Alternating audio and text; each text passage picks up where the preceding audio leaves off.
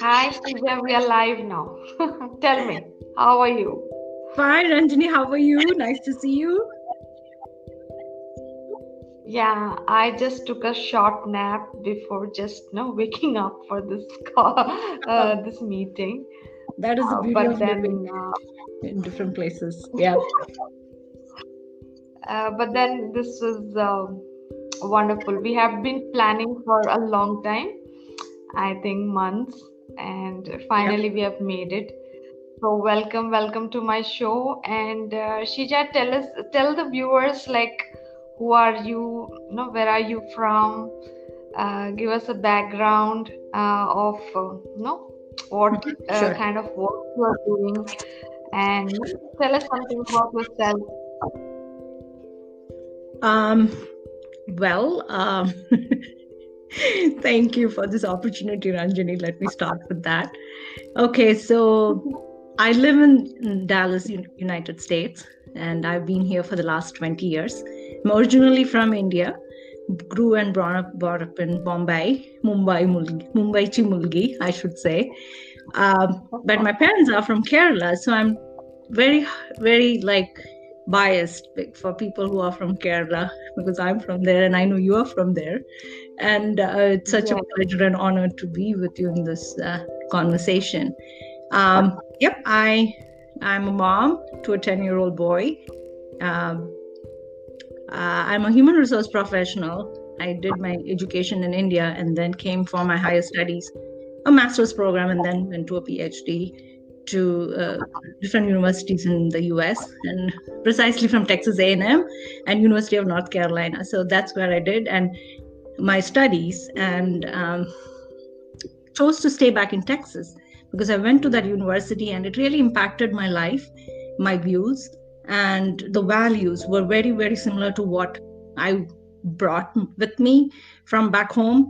And so I really chose to stay back to Texas, and I consider myself as a Texan American. I came here as fast as I could, been living here, chose to live here, and raising a Texan American boy. Um, I work with nonprofits. I have a couple of nonprofits that I've created and co-founded in the area. I've worked with women and children across the world. I'm a coach.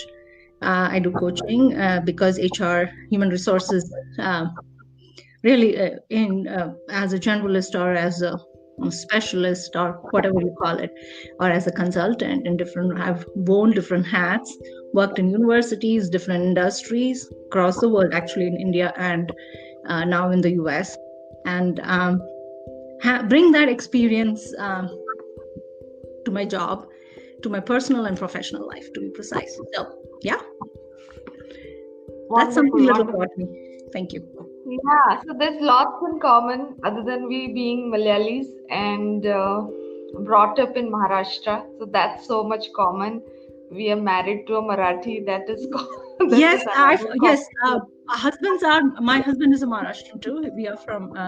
He speaks a different regional language, but I do understand and speak with my in-laws, and so it's kind of a diverse kind of upbringing that I've had, and that I take it with me across wherever I go and live.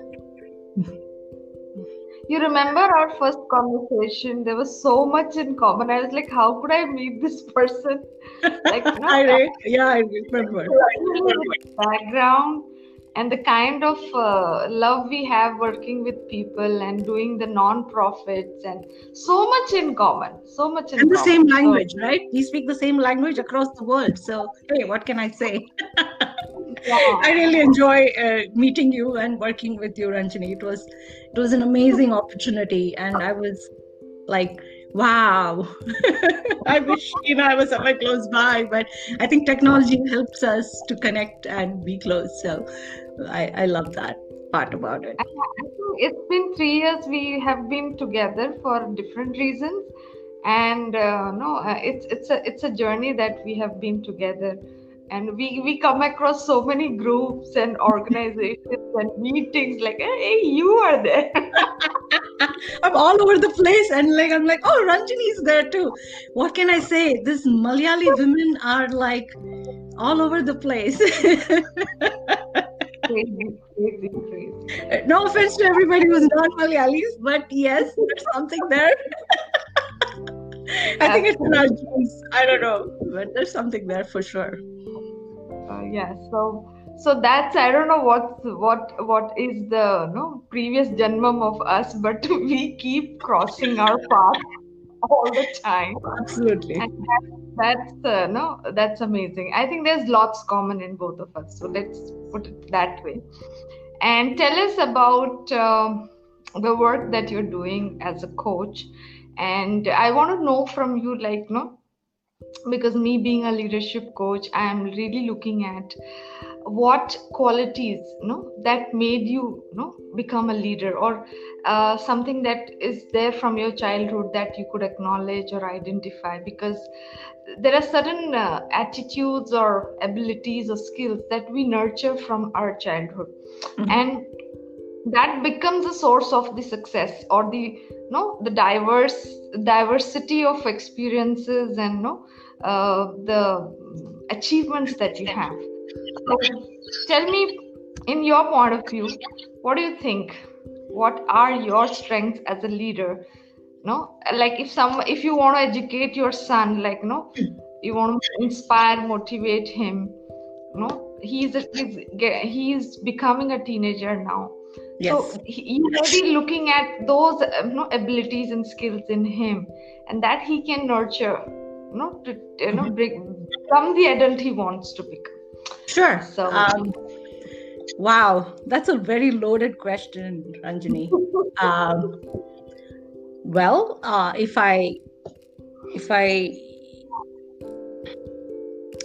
paraphrase or summarize your question, is like, what were the qualities that you're looking in as a leader, which influenced you right from your childhood, right? Is that what you want to hear? And what are you going to give to the next generation, or to the child, or to people, or to children across? Yeah, I got it. Yeah, and that's what I heard you say, and I hope I captured that well. I mean, please feel free to, share with me if I'm missing anything. No one is watching us. No. It's not about watching, but I just want to make sure that I'm of service to you, and I want to make sure that you get what you're looking for, and I can share powerfully. Okay, so right from my childhood, like my mom, my grandparents have influenced me a lot. My grandparents were educators in their own right. My maternal grandparents, my mom's parents.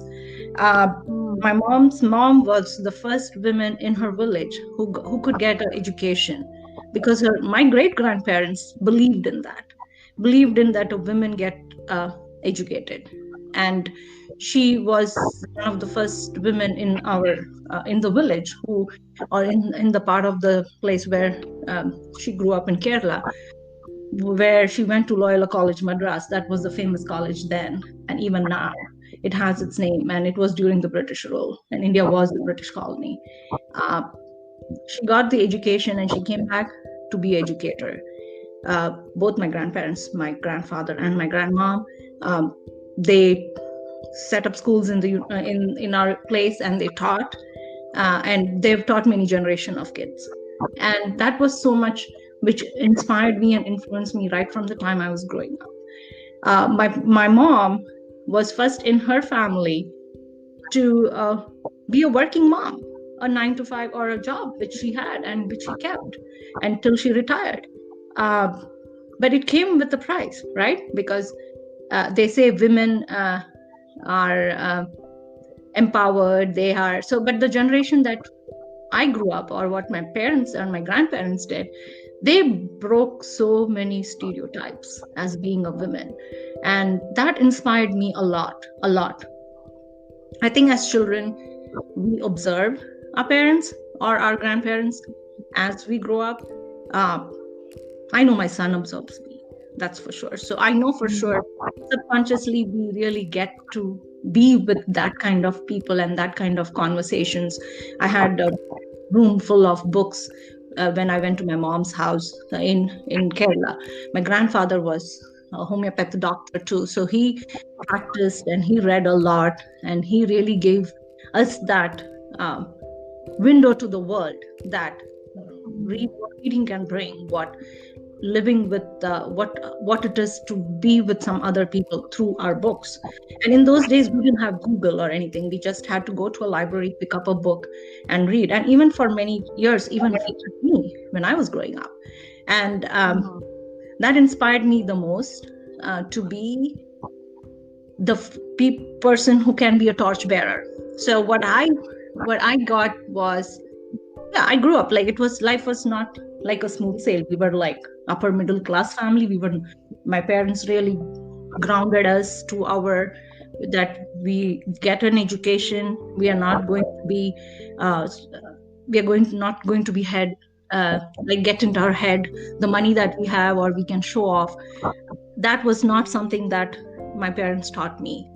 I was the oldest among my 3 siblings. I have 2 brothers younger than me, and I was never treated like a girl child in most part of the country. When I was growing up in the 80s and 90s, things were so different. That influenced me too. And I was the first one in my family to leave home by myself for a higher education into the United States. And my mom first thought I was crazy, that you have everything what life could ask for in India. Where I was there, I think I achieved the epitome of what a woman could achieve in my times. I had a 5-figure salary per month. I had a beautiful job. Like I had a master's already, and I was well educated.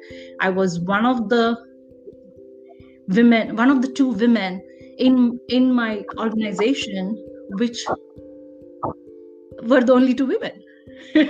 So pretty much my boss, the general manager or the vice president I reported to, and me, the HR manager. So we 2 were the only women in the HR area or in any other area compass where women had positions, and which were like we were the torchbearers, in fact. And I knew that there was something else for me. I knew there was a calling for me. I knew this was not the end for me, because that was any girl could achieve at that time. And I was in my 20s, and I'm like, wow, I have this master, I have an MBA, I have anything could ask for from one of the best universities in my country. And what am I doing? I said, I want something more. And that brought me to look further to the horizons, of course. And that's how I came to the United States as a graduate student. I got a full scholarship for my program, for my master's program. And that was one of the reasons I'm here, because my parents, of course, were very apprehensive. Why would an unmarried girl go alone to a different country? The conversation was so completely different. 20 years ago, India was very, very different, especially when we were growing up. I'm sure you can vouch for that. What our children learn now is completely different. And India has changed so much. And I have a big part of me back home, because my parents still live there, my brothers are still there. I'm the only crazy person who's in this country. And of course, I visit home. I call home, India is my home, and I go to Bombay, and I love my friends and family who are there, my cousins, and we are all over the world. And that's a different part of the story. But the fact that I could be myself, that I could be I couldn't. I had that atmosphere wherein my mom was the one who played a real key role in me becoming what I am. Because I think most of the times when a woman is educated in a family, she doesn't distinguish between her girl child and a boy child. And I got present to that. And of course, my mom pushed herself because she was a professional in her own right. And she pushed me too. Do this, do that. Why don't you look at that? Though my dad would be on the sideline saying, let's get her married. She's done. Like, this is over. Like, what more is there for her? And my mom was like, okay. And that happened when my bachelor's was over. I came home and I said, this is the last exam of my life. I'm done with my school and my studies. and this is it. I'm over with it. And then my mom was like, yeah, it's a vacation, enjoy, we'll see. And I had no clue, but she was really grooming me, and she had a foresight for me, and I really appreciate that about her. I still love her and really know that uh, she was like kind of a coach for me. Like she showed me the direction, and I had to just walk. And of course, she didn't give me any exams, or I had to work for it. And she just said, I'm not going to be somebody uh, who can pay donations, and like there are donation seats, and that, even if we have the money, we are not going to do that, because I need to make sure. Or she told us, all three, me and my two brothers, like, we are not going to go out of our way to make sure that you are going to be getting we are not going to just hand it over to you. In short, you have to work for it. So my mom, I got it very early. So with my mark sheet, like, she would just stand in the line and she got the admission. That was it. We didn't have to go anywhere, call anybody, or say, hey, I am so and so. Though we knew people, I never let my parents be in that position that they have to ask anything for me, anything.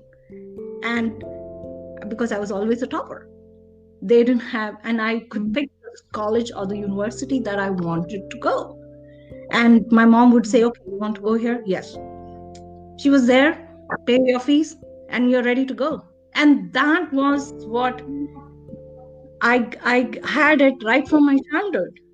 And excuse me. So even now, like, I think about it, I'm like, I don't want to upset my parents in a way that, that they would be thinking, oh, just because she's a girl, like, we can bend over for her, or, make sure that she gets something and let's give it to her in a plate. No, I did not get anything in a plate.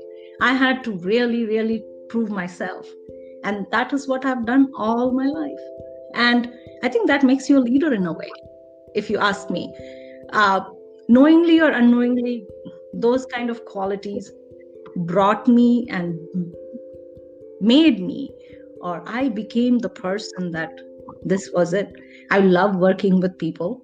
I chose my profession wisely because I love it and I have a passion for it. And of course, I'm not a doctor or an engineer like most parents back home, or back in India would be. That is the cliche, if you may. You need to make your child a doctor or engineer, otherwise there is no future for them. My parents were very different. My parents never ever bothered to even ask us or say, I want you to be a doctor, you go be a doctor. I'm going to pay you this much fees and this is it. But instead, my mom and my dad said, go for it, what you want to do. And I was like, oh, yeah, this is fun. And though it has its ups and downs, but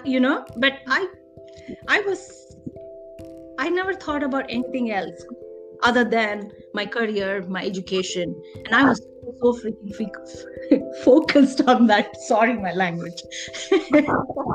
I'm like, wow, like I was so blindsided with many other stuff happening. Like I would never dress up. I was like more like a tomboy. Never was in that zone wherein I had to go for jewelry or clothes or what a normal girl would do. So people thought I was weird, and I was weird in a way, because I agree now. When I look back, I'm like, yeah, I was weird. I never was like a girl would think of, like, oh, I will come and save her or something like that. And I've had relationships. I know that I have friends who are girls and boys, and then I had to choose, and I could do that. And of course, sometimes you do not choose powerfully. You have all the other stuff going on. So pretty much it has been a journey for me. Like I just loved it because my parents gave me that opportunity to be who I am being, and even they let me make mistakes. and I could step up, dust myself, and move on. And I'm so blessed. That's what I should say, to be in that kind of a place where my parents gave me that life, nurtured me in a way that, especially my mom, that even though there was so much other stuff going on, like she was subject to so much, oh, why are you working? Why are you doing this? And if she was not a professional working woman, I don't think so she could bring that perspective to me as a daughter. Because she would introduce me to her professional friends and say, go talk to that person, go talk to this person, let's see what her career is like and see what you want to do. And I'm like, whoa. When I sit back and think all that now, I would want to give that to my child, or to any child, for that matter, whether it's a girl or a boy. But what my mom did to me or with me was raising a powerful woman, if I can summarize in one. And I'm so indebted to her for that. Because she, even though had to face so much stuff with her own family, with my dad, like with her husband, she had to literally put up all the shenanigans what they had to give, but she just like. And I am so, so grateful to my mom, because she saw that in me, that I could do it. And I am supposed to be the person I am supposed to be, and not ended my life just getting married and cooking for somebody. And like technically that was it. Like that's the Indian kind of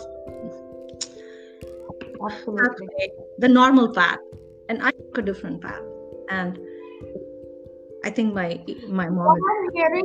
What I'm hearing from you is like you were ambitious, and your mom actually safeguarded that ability and that attitude in you, like you always be ambitious with yourself and follow your dreams. And so did with my brothers. I mean, she never, and I could see that when I met my friends in higher education, especially girls. Not many girls completed their bachelor's, which was like very rare. Once they finished, I knew that a couple of weeks later they were married off, and I was shocked. And I was like, that could have been me, and because it really changes the trajectory of your life. It really does. And as a parent, I get that responsibility for my child. I know that I'm not, going to change the trajectory of my son's life, but I'm going to make him a strong man. That is what my parenting is for him. And that is the gift I want to give him, because I know tomorrow he's going to stand beside a strong woman. And I want him to be that man for that woman who can nurture and who can advance, who can support a person, a woman who really is ambitious, who is a leader, who wants to do some things in life. And it is okay. And it is okay for a woman to do that. And I want him to get that. I want him to get that as a parent. So my parenting style is very clear. Pick what you want. This is what you love. Go for it. You fall, get up and walk on. Because guess what? Even if the world is against you, I will be with you. And I think my son gets it. He sees it. And the other day he was, I have these calls, like, with the programs that we are in, with the team management leadership program, and with any other program that I have been with, Million Stars Academy. Like, so when we have our calls and he knows my calls, he won't come and disturb me. But one day I got sick a couple of years ago. I was in this program, and of course I'm in some of the other professional development programs, and I'm sick, and I'm down with the flu, and he's like, Mom, you don't have any calls? What's happening to your team? I'm like, okay. I'm like, they're fine, don't worry. He never asked me how I was doing, but he was more concerned about what my team was doing. Whether I'm missing because and then he goes, he just walks out of the room. And I'm like, great, like, where did that come from? He doesn't even want to know how his mom is doing. So I get that, and he sees it. And he says, Mom, like you're missing all these calls. Don't you think that you should be there? I'm like, Mom, I'm sick. Do you see I'm sick? He's like, yeah, but what happens to them? I'm like, they'll be fine. They are there, they'll live. And so he's like, oh, okay. And he walks out. So that was when he was like 6 or 7 years old. And today he's 10 years old, and he gets it. He knows that his mom is there for him and will do, whether it's rock climbing, whether it is Cub Scouts or he will cross over to be a Boy Scout in a couple of months' time. So he was in the Cub Scouts from the time he was in first grade or first standard. So today he's in the fifth grade, and I've led the pack. I have led his pack of, in the area, and ours is the third largest pack in the area. And there are moms who really get involved. And I tell those moms, like, if I can do it, so can you. Wow. So I see the commitment, like what we give to the boys and the girls, our children, right? This is what they are. And this is what really influenced me was I wanted to be like, some IAS officer, and wanted to have in that kind of a mindset, because my grandfather, my mom's father, was the one who said, you are you're destined to be some IAS officer or something, like somebody who really, and you get the power of the IAS kind of thing. So I was really groomed to get to those exams and do things. And I was a part of the NCC when I was in my college, in my university. I trained with the boys. The girls trained with the boys, my battalion or my group. And it really had a big influence on me. And I still value the, value the training that I got from that, being in that space for at least 3 to 4 years. Till one day I passed out, and that's a big story. But the training that I got with NCC was leadership, was get dressed in 5 minutes and you're out, you're in action, you're doing this and you're done. So I've climbed the Sahyadri ranges. I have climbed different forts as a cadet. I worked with a unit, pulled other women or girls up and said, let's go. And in those days, we didn't have any hiking gear or, I get it. Gear or anything. We just had ropes. And you need to tie those ropes and make sure. And what kept us alive was this glucose powder. Remember that green packet it used to have? So we used to carry that, and we had to carry light. We couldn't carry any stuff, like no food, no drinks, of course, water bottle. But how much can a water bottle, stay? So we worked with glucose, and that was our source of energy. And it was light and cool. And then that is one of the strategies you get, like, you get survival strategies, you get how to be a leader, you get how to lead people, you get how to be with people. And I think that's what leadership is about. Not about yourself, but about others. How can you contribute to and uplift those group of people whom you work with as a team? And of course, the other programs that eventually that I was a part of and I was trained myself in, it really reinforced that, that is, so my foundation was pretty strong when I was growing up. So in short, that really led to where I am. So ambitious, being ambitious and staying ambitious, dreaming big, believing in yourself. Absolutely. Dreaming is I love movies. I love Bollywood movies. I'm just a movie buff. And I hope and pray my son gets it, but he has a little tinge of it. So I'm happy about it. So he's my movie partner now. Of course, my husband also watches with me, but I think he gets busy with his job and stuff. But now I'm like, okay, that little fellow, let's go see movies. He loves movies. So yes, movies give you a different world, especially Indian movies. They have evolved with time. I can see that in my lifetime. Yes. It's not like the Dilwale Dulhaniya Le Jayenge types. And, where there was a mode where I was like, okay, a guy will come and save me Trust me. I've gone through that phase.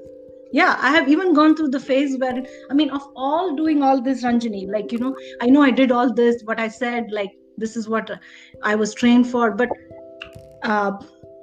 you cannot, sometimes when you stand up for change, or when you stand up for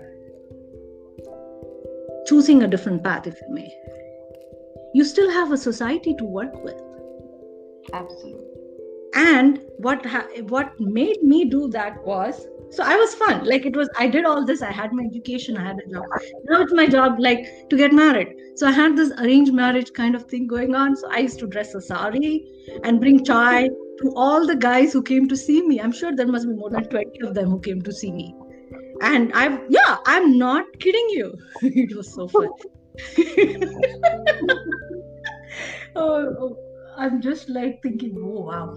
So I have gone through all that, like, because I want to be compliant, right? Because I'm living in a space where I want to do this, I want to dream, I am this, but at the same time, I have a group of people around me. My environment doesn't call for my greatness, or doesn't allow me to be the person. Whatever I did.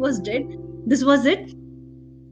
But the fact still that I had to go through the arranged marriage system, like, I got it, what it is, like, bring tea to your to the people who are coming, serve them, talk to the guys, and then eventually it would be like, so I had my interviewing skills and my coaching skills, whatever you call it, kick in, right?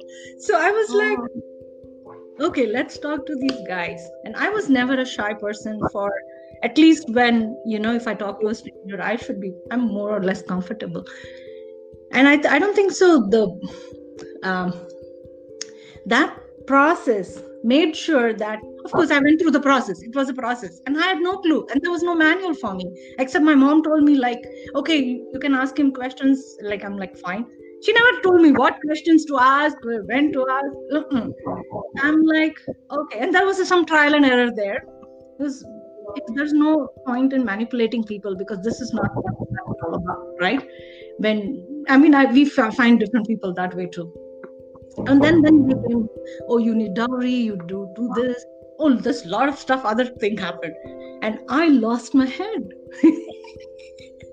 I lost my head one day, and I told my parents, Seeja, just give me a moment. I'll just be back. Oh, sure.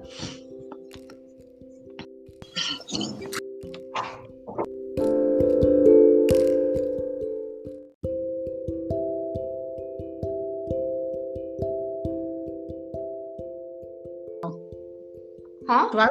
It's 12 now. I think 12. Yeah, it's 12. Yeah. Oh no. So tell me, what's your plan for 2021? My plan for 2021? I don't know. No plans yet. No plans.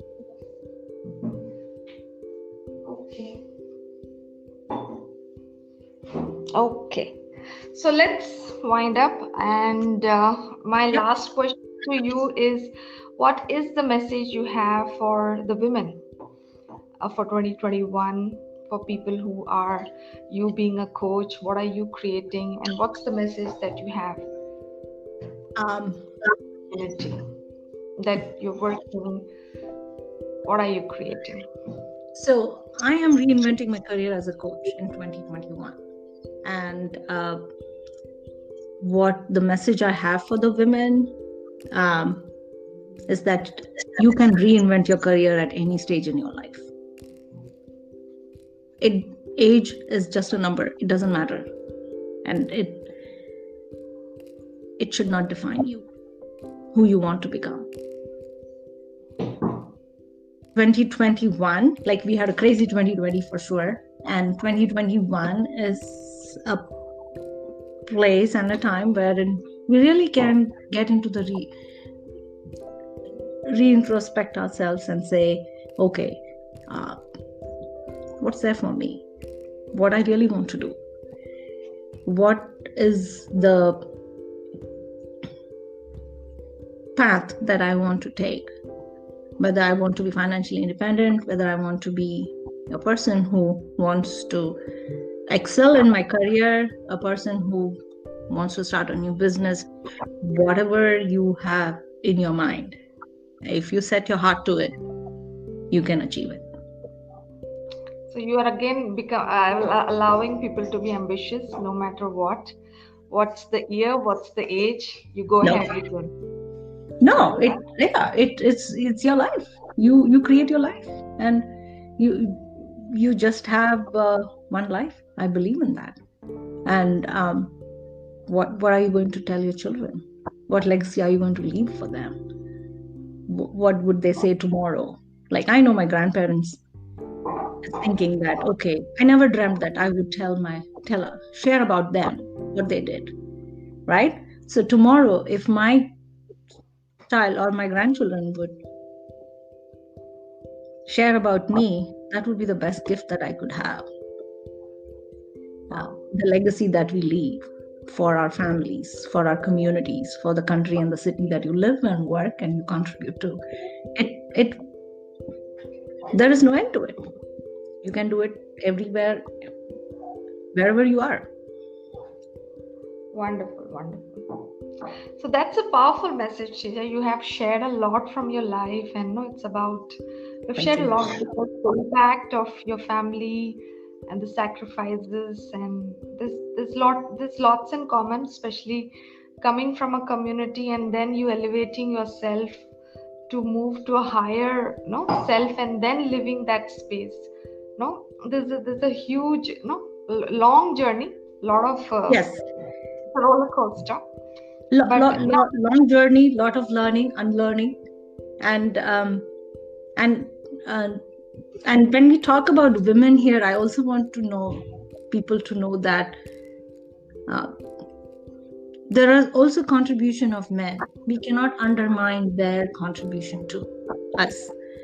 If my my brothers, like the conversations that I've had with them, they really made sure that I was somebody who chose and do what I want, even though they were guys. So they were the first ones to influence me. Then my coaches in the different programs, my grandfather, like, who really lived his life that way, and what a role model you can be. And it really comes down to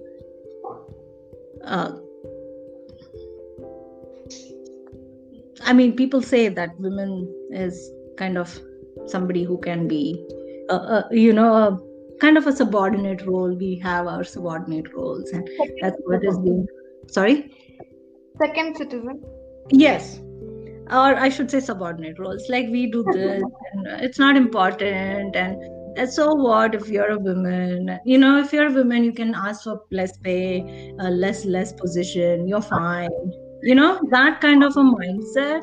Like, I think if women uplift women, then this world will be a very different place altogether. Like, if my mom was not there for me, I would not be the place where I am. Tomorrow, if I have my cousins or any women member in my family who would come up and say, this is what I want, I look up to you. I mean, there are people who say that, but I'm like, fine, but you have to do, this is your journey. I cannot live that. But having the commitment, having the drive is very important. I mean, if I would be so happy to say, okay, I'll be the second citizen and I'll be more than happy. And there were times I've had that, but I didn't get anything from it. And I always thought, this is like a low life I'm leading. There is no... there is desire. You cannot feed desire. No, and like, you make yourself realize, and there are people who will be around you who will say that to you, saying that, you're a woman, you don't have to do all this, you're fine. And that is the naysayers that I stood up and said, okay, if you want to say this, let me show you, I will do it. And I've had naysayers in my life, but they have also helped me in a different way. And those people, I mean, not to discredit the men in my life. Of course, my husband, like, of course, then he has a different upbringing. So the baggage that he brings with him is completely different, but I need to manage those conversations and how I can work with him and be a partner and be a team member with him to work and, to create that for us, for our child.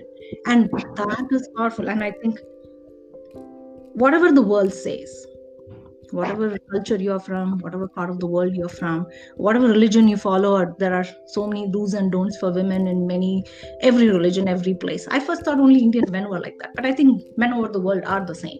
And so are women's problems, right? That is what I've got. But guess what? If there are no strong men, there won't be any strong women. Yeah, absolutely. And we get to create that because we are the nurturers, the life givers. Closes the message that you're going to give to your son. You are creating a strong man. Absolutely. And that's what I tell all my friends who raise boys. I said, how many of you get that? Like, and I tell my son, right, don't expect your wife to be cooking for you, cleaning you, doing your laundry, because women nowadays, the parents of daughters are not raising them to cook, clean, and feed somebody's son. Hell no. My parents didn't raise me up that way. I had everything I could ask for. I had a cook in my house, a driver, a gardener, like everything was all around me. My job was not to cook and feed somebody. So, but then the mentality of the people around the world is like women can be a second citizen and she can be with it. So what? So my message to those women are wake up, and you have a desire and you want to do something, go for it. Because you have the power. Because I think whatever the world says, I believe and I know women are quiet and freaking powerful people on this earth. So that's all I can say. And I'm proud to be a woman. And I'm so glad that we're having this conversation and you letting me share and be what I am. Thank you for giving me the space, Ranjini. It means a lot to me. This is amazing. Actually, every woman should hear this conversation, especially the Indian ones. Oh, they would say, their moms would say, she's not a good friend for you. Don't be her friend. I have heard that. I have heard moms of some of the people who I know tell them, okay, whatever she does, it's fine, but she's not your friend because she's not going to give you the good message which says that you have to be a second citizen. Because my message was always being, you have to stand up for you and make sure that you are having the life that you want. And I was a rebel in many ways, and I get that. And I knew some of my neighbors and the people where I lived with, if I had to have work long hours, they used to ask me, so where are you coming from? So where are you going? What do you do? Who do you go to meet? So, and though I'm returning from my work, if I had to sit up late hours and I get dropped off by my colleagues in a taxi or, so there was conversations which I had to manage. Oh, look at him. So yeah, I had to go through all that, and living in that society day in and day out, it took something. I can relate it completely. We have done these courses together. We understand how our families are taking the pain, and how our children are supporting us, our husbands are supporting us. So we have been breaking stereotypes all the time, and those weird women, and we are crazy powerful women, and we actually surprise, amuse many people. Yes, and guess what has happened was, the best part is, but this is the front, like in the scene in the front is, you should not talk to her, she is whatever. And then down the lane, I've heard these same girls who have grown up, who have had an education, who are now professionals, they come and tell me, you know what, Seeja Didi, even though my mom told that, maybe she told you, like, don't be but when we used to go home, she used to always tell us, be like her. So I was like, oh, that's news to me. And they get it. So I think when people observe us and have that consistent thing that, okay, she is not somebody who will bend down or take anything, she will do what she wants to do, And then I think my dad summed me up in a line. He just had said once. He said that I know wherever you are, even if you fall, you will land on four legs. That's what he told me. And I was thinking what this crazy guy is saying to me. I don't understand that, what you're saying. But it had a lot of wisdom in it. When today I sit back and think and look at it, and I'm like, wow, he really summed me up in one line. And I'll always remember that. This is so powerful, Upspa, and I'm glad that you shared all this. And I think this is somewhere back of our background. We all have been dealing with this kind of mindset, people, culture. Like, can put it all together, and we still hold that crazy hat on. Yeah. No, and also how do we live that every day? Like I have had my own family members very proud of me, but at the very next minute they will be like, oh, you're a girl, you're fine, it's okay. So there were times wherein my accomplishments were undermined because I was a girl, even though it was an accomplishment, or even though it was something which I'd achieved and it took something of me, but that acknowledgement was not there, that where people will appreciate and say, okay, here is it.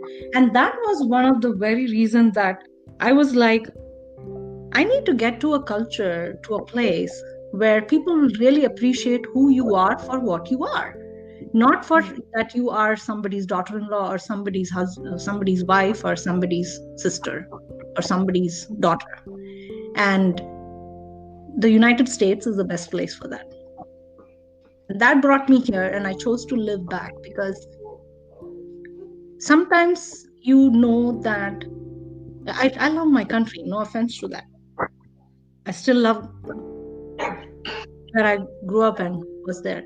Now, being a part of this country has given me so much as a leader to grow.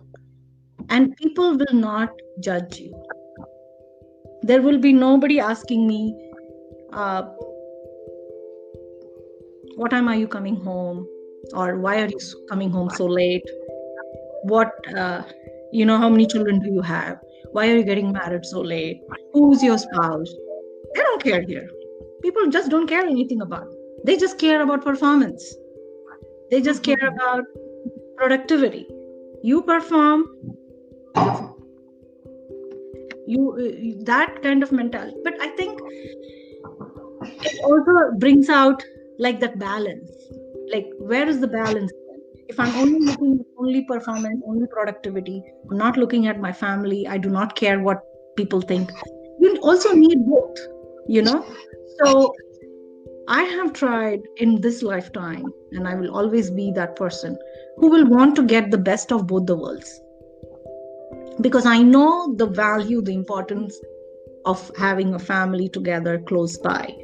I know what family is. I have a strong foundation about what it means to have a family around, which not only means your own spouse and your children, but it also means your extended family, your cousins, your aunts, your grandparents, everybody included. And that is what gives you. And then, of course, your faith. I strongly believe faith is where you lead, which will lead you to show you the light. Could be many people in different, God will come in different forms, human beings, angels, whatever you call it, and friends above all. So I really have friends in this country who are more than family to me, because they have stood by me. They still are.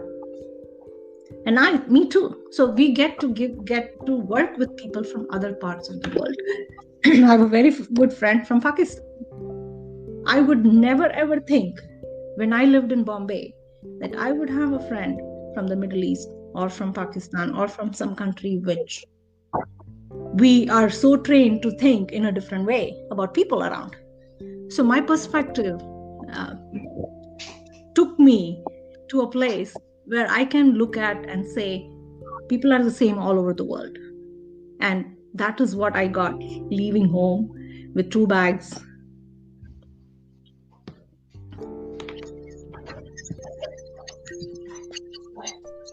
my son.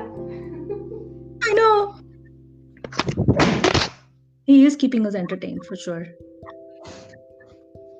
So that's the sign. Time to shut up. I know, right? This mommy is not looking at me at all. What do we do with her? I know. What do we do? I cannot see him though. Oh. Hello, cutie pie. All right, Ranjini, you have any more questions else for me? I'll be more than happy to answer if you can. If not, then it's okay. Yeah. Thank you for sharing your life. I think he's going to switch off the light again now.